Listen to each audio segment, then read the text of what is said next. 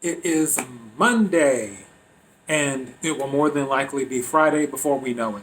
The weekend just flew by. I am your host, Casey Phoenix, and this is my daily thought.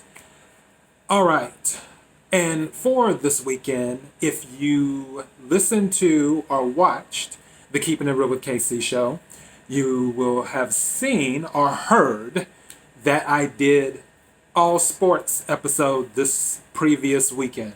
So I discussed women's soccer, I discussed Conor McGregor, and I discussed the football coach of Southern Mississippi quitting. So yeah, if you haven't watched or listened to those episodes, be sure to check those out. That was my first time doing a sports weekend. For those who have been following the show and watching and listening, you know that I don't consider myself a sports person, which makes it even more interesting when I do cover sports. And I did enjoy those episodes, doing those episodes over the weekend. It was really, really interesting. And I learned some new stuff myself. So pretty cool. All right. As for today, and for those, if you're listening for the first time or watching for the first time, I usually just start talking and then I land into the actual daily thought of what it is today. As for today, it's been pretty slow today. I mean, obviously, it's been smoky here in Los Angeles. If people don't know, the most of the coast of California has smoke all over. So I'm pretty sure it's made it on the news now. Even some of the smoke has made it to Michigan. All you can do is laugh in situations like this. Yeah, it's been interesting to say the least. Luckily, I had bought some vitamin D pills beforehand, which, if you're not going out in the sun, make sure you get your vitamin D because it makes a difference with your immune system. So make sure that you are getting your vitamin D. For sure, for sure, for sure. All right. As for my daily thought, I I did an episode probably about a month and a half ago, give or take. I think a month and a half ago. I'm guessing on that. It was the episode was called "What People Do with Their Money." Capitalize their money is none of your business. Which it was more covering people's thoughts on how others should spend their money. Like if somebody spent $1 million on something and then, the other person says, oh, well, they could have fed the homeless or they could have done this or they could have done that. That episode covered that. This daily thought is sort of like a supplement to that. This daily thought is for something that irritates me personally, and also is something to cover before you get to what people are doing with their money. When I first moved to Los Angeles and I would meet people, one of the first things out of their mouth was, oh, well, when I say where I live and stuff, they're like, oh, well, how much do you pay? I'm like, wait, what? Because I'm not originally from Los Angeles. I'm originally from the East Coast, from the Carolinas, to be more specific. And where I'm from, you don't ask someone how much their rent is or how much their mortgage is. And I even had that happen when I lived on the East Coast, where I had moved to a new apartment. And then someone asked me when they came to visit, it was actually one of the people I mentioned on my love episode, because I said I've only been in love 3 times. That's one of the guys. He had asked me, how much is your rent? And I'm pretty sure my reply was, why are you planning on paying? Or, or something along those lines. And he had asked me, I had bought something else, and he asked me, well, how much did you pay for that? And I'm like, what? And this was when search engines were around. If not Google, then Ask Jeeves or Yahoo or whatever was popular at the time. But I'm pretty sure Google was around too. And like with here in Los Angeles, you say you live here, and then they're like, oh, well, how much do you pay for rent? Or if you get something, oh, well, how much did you pay for that? It irritates me because, one, there's this thing called the internet. You're more than likely listening to or watching the show on the internet. The internet is an amazing thing. It tells you just about anything you want to know. It's more than just cat videos and people twerking and whatever else in Netflix and whatever else somebody might want to use their day doing. You can literally find out just about anything. And I'm not being hyperbolic here. You can literally find out just about anything on the internet. People today, and I remember someone saying this, people today have more access to information than kings and queens did 100 years ago. And that is a fact. And so on and so on throughout the centuries and millennia and whatever when it comes to kings and queens. You have more access to information. If you want to know, there was something I looked up recently. I'm trying to remember what it was, because I was like, oh, I didn't know that. And I was shocked that I was just learning about it and that I didn't know it off the top of my head. And it's not coming to me right now. And it was something, it was a few days ago I had discovered something on the internet. And it was something regarding nutrition. I remember that much. But it's not coming to me right now. But long story short, I'll just use this as an example. One thing that I didn't know with broccoli, and I mentioned this before on the show, I knew that broccoli had vitamin C, and I knew that it had iron. I thought vitamin C was good for your immune system. Or I knew vitamin C is good for your immune system. What I did not know upon reading more information on the internet is that vitamin C also helps you absorb iron better. It helps you absorb iron better if you take in more vitamin, as long as you take in the right amounts of vitamin C. Anything over the limit, it usually gets passed through urine. But vitamin C helps you absorb iron better. The same thing with vitamin D. It helps you absorb calcium better. But with the iron thing in vitamin C, I didn't know that.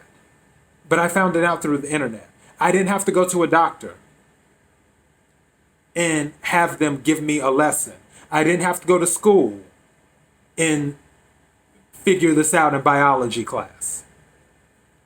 or anything of that nature. I found it on the internet. When it comes to incorporating with real estate, I know that it's better to have a real estate company that's an LLC if you're planning on buying properties.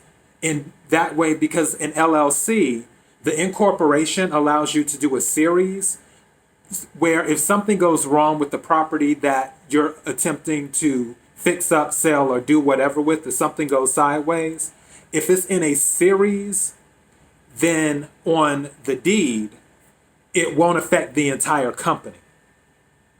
And an LLC gives you the flexibility to do that. The reason I know that is, well, one, I worked in real estate, but also I learned it on the internet too. I got down into the nitty gritty of it. Because I had wondered when I worked in real estate why all of the stuff, all of the properties that the company I worked for would always have Series A, Series B, Series C, and so on and so forth. And then on the internet, I just so happened to come across it. These are examples of what the internet has for you. So off of this information alone, you really should never ask someone, what did you pay for that? How much did you pay for that? Because all you have to do is type it in. If they got the hookup, their hookup is none of your business anyway, which we go to part 2. What they paid for it is none of your business. It isn't. Whether it's out of curiosity or whatever. That is, in my eyes, a very rude question. Because especially when it comes to rent, but people here in Los Angeles, that just seems to be the thing. I guess because they're trying to check the market, even though there's that thing called Zillow, Trulia, or whatever, apartments.com, and all these other things that you can just type in the city and then find out what the competitive rates are. Because the way I look at it, when someone asks me what did I pay for something, I feel like they're trying to count my money. And the only person that needs to count my money are the financial institutions I do business with. No one else needs to count my money. If I want somebody to know something about my money, I'll tell them. I don't need to be asked. And the same thing, I'm sure that you wouldn't want someone asking you, what did you pay for that? And some people might be like, oh, well, Casey, you're being too sensitive. Not everybody thinks like you. I understand that. Totally. As I've always said on the show before, we're all individuals. And we all have a different way of seeing things. But one thing I do know as well, I'm not the only person on planet Earth that thinks the way I'm talking right now. And I'm going to go out on the limb and say that the majority more than likely thinks along the lines that I do when it relates to this situation. So I would say, if you're thinking about asking somebody what they paid for something, first, go on the internet, take a look, see what you find, compare prices, and be like, oh, okay, that's all right, I might buy that. Oh, that PS4 right now is $299, which I don't know what the price of PS4 is because I don't care. My eyes are on the new Xbox and PS5, which thank you, Xbox, for finally announcing the price. We really appreciate that. Hopefully Sony will do the same thing now because Xbox blinked first because everybody was like, WTF. But these are minor details. But if somebody's like, oh, well, PS4s are $299. Oh, but at this supplier is $250. And I'm just throwing, these aren't actual prices, I don't think. I'm just throwing numbers out there. That's something that someone can do. And not only does you looking this stuff up give you more accurate pricing and give you a variety of what the cost may be, you may end up getting a better price than the person you were ready to ask them how much they paid for it. On top of that, the more you search for stuff on the internet, side note, check out my episode Battle Tested. The more you search for stuff on the internet, the better you will become at it. You'll already know what to type in, what the phrasing should be to get the result you want, not just the regular random PS4 prices. If you're looking for PS4 and prices, and let's say you live in Marina Del Rey, all right, if you already know on search engines, then Marina Del Rey PS4 prices, because you already know how search engines do. You're constantly doing it. You're constantly searching. So you know how to put the phrasing in there to get the best result. And in some cases, depending on what search engine you're on, they will even assist you with saying, okay, maybe you should search for it like this to get the answer you're looking for. But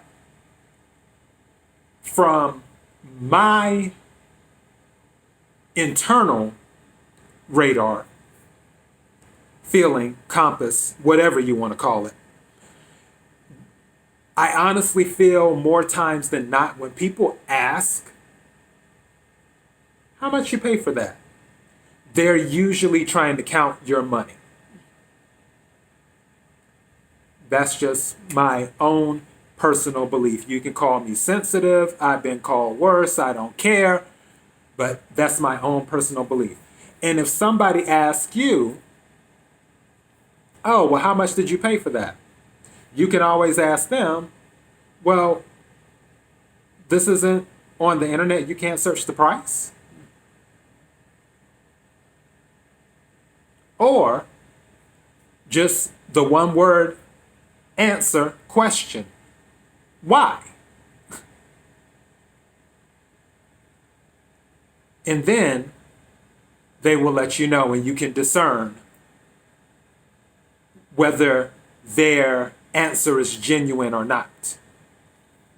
But that was just something on my mind. And that's why it became my daily thought. That's, like I said, one of my pet peeves. Don't ask me how much I paid for something. And don't ask people, preferably, how much they paid for something. Not when you have access to the internet. So yeah, that's how I feel about it. That's all I got for today's daily thought. KIRWKC.com, main podcasting platform. KIRWKC, Twitter or Twitter, Instagram. Facebook.com/KIRWKC. If you're watching on YouTube or Daily Motion, don't forget to click the subscribe button on YouTube, the subscribe button followed by the notification bell to let you know when I upload new videos. I can't think of anything else as for this weekend for Keeping It Real, for the Keeping It Real with KC show, because I know this weekend will be here before you know it. I have no idea what shows I'm doing this weekend because I did the movie recommendations the weekend before. I did sports this last weekend. I'm not sure if I want to do wacky news. I'm tempted to do entertainment stuff this weekend, which I have to dance around that very carefully because I don't like gossipy stuff. I'm not, like I said, this isn't a Wendy Williams type thing. So I'm going to glance over some articles throughout this week, as long as the universe gives me another week, and thank you for giving me another day, which, by the way, I feel a little bit better. My doctor gave me some antibiotics for my whatever it is, because she didn't really classify it. She just looked in my ear and she's like, okay, you need some antibiotics. So I take it as sinusitis or something. I just started taking them today. And I have to take them for 7 days. And we'll see if the craziness and the fire in my ear and around my head goes away by then and all that stuff. But I will say I do feel better. Part of it is because of vitamin D. I added vitamin D to my regimen and more vitamin A, which, just so you know, vitamin A is good for your immune system as well. It boosts your immune system. And for those people who are not going outside right now and are not active, make sure you're getting vitamin D and vitamin A. Vitamin D, you can get it in a pill or whatever. Vitamin A, one of the things that has a high vitamin A content that I use is pumpkin puree. And not only does it have a high content in vitamin A, it's also good to keep you regular too. So yeah, has a lot of vitamin A in it. And yeah, that's all I got. So I'll let you guys know what I plan on doing as it gets closer to the weekend, as long as I'm here to see it. And I hope the universe gives it to me. And I hope the universe gives you many more days as well. Until next time, be blessed.